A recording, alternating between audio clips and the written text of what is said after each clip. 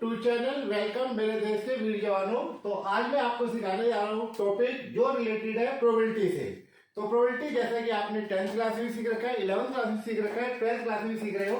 तो इसमें हम लोग सिखाने जा रहे हैं म्यूचुअली, टॉपिक का नाम है म्यूचुअली एक्सक्लूसिव इवेंट्स। साथ में मैं आपको सिखाऊंगा only A and Venn diagram और डी मॉर्गन लॉ। तो सबसे पहले मैं आपको टीच करता हूँ mutually exclusive events. So two events A and B are said to be mutually exclusive events. Mutually exclusive events, इसकी आपको हिंदी नहीं बनानी, ये अपने आप में समझ लीजिए एक ही वर्ड है। तो इस वर्ड का जो मीनिंग है वो ये है कि दो इवेंट ए और बी म्यूचुअली कही जाएंगी if A intersection B is equal to आ जाए फाई, यानी कि एम्प्टी सेट। तो जितनी भी प्रोबेबिलिटी है वो हमने सारी की सारी है जो है सेट से, या टोटल जितना भी मैथ है सारा सेट से रिलेटेड कर दिया। तो दो इवेंट हमारी म्यूचुअली कहलाएंगी अगर यहाँ पे जो है इंटरसेक्शन क्या आ जाए, फाई आ जाए। तो ये यहाँ पे एस होगा, वेन डायग्राम रेक्टेंगल। तो पहले यूनिवर्सल सेट होता था, तो जब हम प्रोबेबिलिटी करते हैं तो यूनिवर्सल सेट एस के इक्वल होता है, तो ये एस हो गया। तो ये हमारे पास सेट ए है और ये हमारे पास सेट बी है। तो इस वेन डायग्राम में हम देखते हैं कि सेट ए और सेट बी में कोई भी एलिमेंट कॉमन नहीं है। कॉमन मतलब कि एक चीज जो मेरे पास है वो तुम्हारे पास भी है, तो इन दोनों में कुछ भी कॉमन नहीं है। तो ये आपकी कहलाएगी म्यूचुअली एक्सक्लूसिव इवेंट। इसमें जो प्रोबेबिलिटी का फॉर्मूला बनता है वो ये है पी ए और बी। पहले यह एंड होता था, अब पी आएगा, पी ए और बी। तो ये आपके पास बन जाएगा probability of A plus probability of B. और की जगह आप यूनियन का इस्तेमाल कर सकते हैं। तो P A union B is equal to same चीज रहेगी पी ए प्लस में पी बी। तो इस तरीके से जो आपके पास ये है इधर ए और बी कि मैं या तो चाय पीऊंगा या कॉफी पीऊंगा, मुझे या तो मैथ में 90 चाहिए या इंग्लिश में 90 चाहिए। तो ये ए और बी होता है। तो इधर ए और बी, इसका मतलब यहाँ पे ए यूनियन बी भी होता है कि दोनों को मिला के।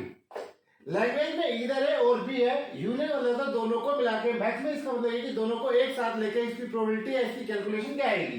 तो पी ए और B equal to A union B. तो जब जब आपको म्यूचुअली लिख के दिया गया जाएगा तो ए यूनियन बी की प्रोबेबिलिटी यहीं तक स्टॉप कर जाएगी, क्योंकि इसमें इंटरसेक्शन नहीं होता है। ठीक है, तो इस तरीके से म्यूचुअली वो है जिसमें इंटरसेक्शन क्या है, फाई आए। राइट, अब बताते हैं not mutually exclusive event. Topic number 2, not mutually exclusive event. तो two events A and B are said to be not mutually exclusive event if A intersection B is not equal to phi, यानी कि दोनों के बीच में कुछ ना कुछ क्या होना चाहिए, कॉमन होना चाहिए। तो इसको भी हम जो है सीखेंगे वेन डायग्राम से। तो वेन डायग्राम में ये हो गया है। तो जैसे मैंने कहा 11th क्लास में यू यूज करते थे यूनिवर्सल सेट के लिए, इसमें यूनिवर्सल सेट जो है एस आएगा। तो अब जो वेन डायग्राम बनेगा, क्योंकि इसमें इंटरसेक्शन कुछ ना कुछ होता है, तो ये वाला जो सेक्शन है ये है इंटरसेक्शन का।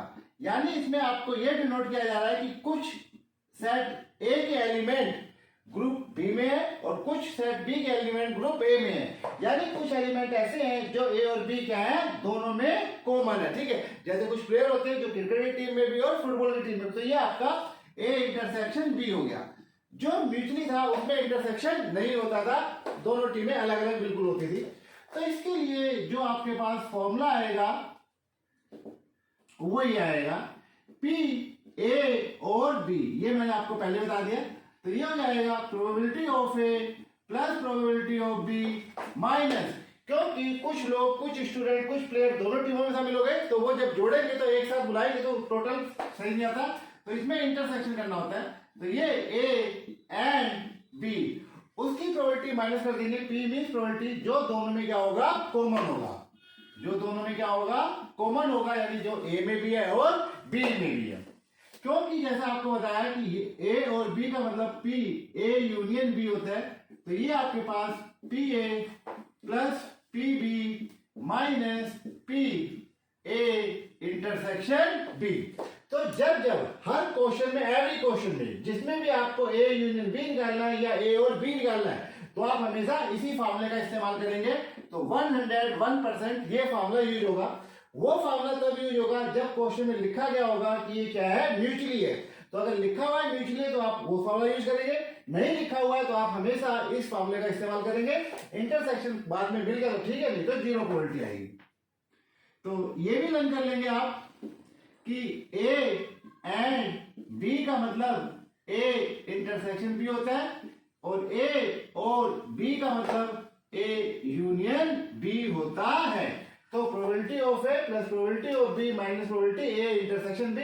तो सभी क्वेश्चनों में जिसमें ए यूनियन बी पूछेगा या इधर ए और बी पूछेगा, उसमें आपको ये फॉर्मूला अप्लाई करना है। ठीक है, तो अच्छी तरह से जब हम 11th और 12th में आते हैं तो हमारे पास प्रोबेबिलिटी में ओनली ए और प्रोबेबिलिटी ओनली ए का भी कंसेप्ट आता है, ओनली बी भी हो सकता है। ठीक है, तो ओनली ए का मतलब है सिर्फ ए, राइट। कि जैसे मुझे सिर्फ मैथ में क्या चाहिए, 90 चाहिए, बाकी सब्जेक्ट में नहीं चाहिए, तो वो आपका कहलाएगा ओनली ए। या एक क्वेश्चन बहुत सारे होते हैं, ठीक है, तो मैं ये कहता हूं भाई मैं सिर्फ इस क्वेश्चन को ही करूंगा, या मैं सिर्फ जो है शाम को 4 बजे आऊंगा, ओनली मी, राइट। तो यहाँ पे है ओनली ए, यानी कि सिर्फ ए, बाकी चीजें नहीं आएंगी।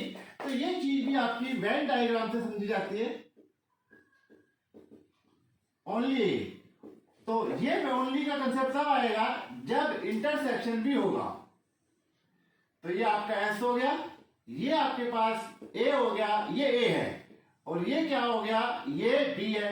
क्योंकि ये इंटरसेक्शन है तो इसमें कुछ हिस्सा जो है बी के पास भी चला गया, राइट, कि कुछ हिस्सा जो है इसका बी के पास चला गया। तो जब ओनली ए की बात होती है सिर्फ ए की, यानी कि कुछ क्वेश्चन ऐसे हैं जो सेट ए में भी आए और कुछ क्वेश्चन ऐसे जो सेट बी में भी आए। अब हमें क्या चाहिए, ओनली ए चाहिए, यानी सिर्फ वही क्वेश्चन चाहिए जो किसमें आए हो, सेट ए में आए हो, या वे बच्चे जिनको सिर्फ क्रिकेट खेलना आता है।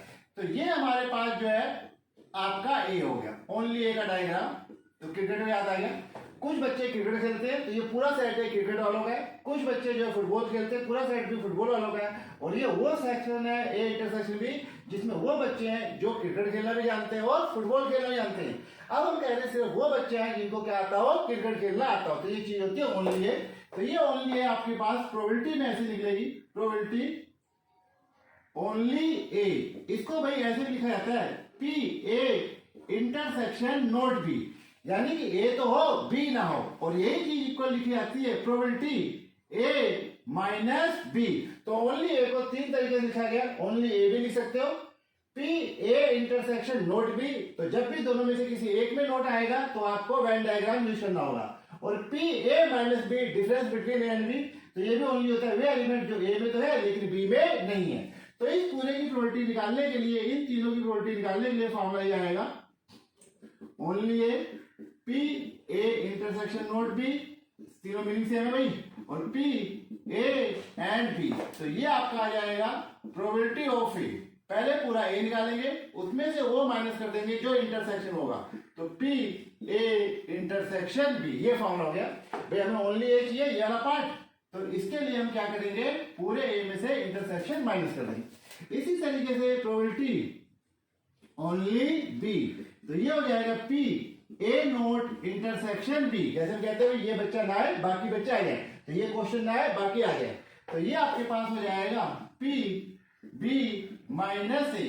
तो ये निकलेगा probability of B minus probability A intersection B. तो अगर आपको इंटरेस्ट हो तो इन सब चीजों को सीखो, फॉर्मूले को याद करो, ठीक है।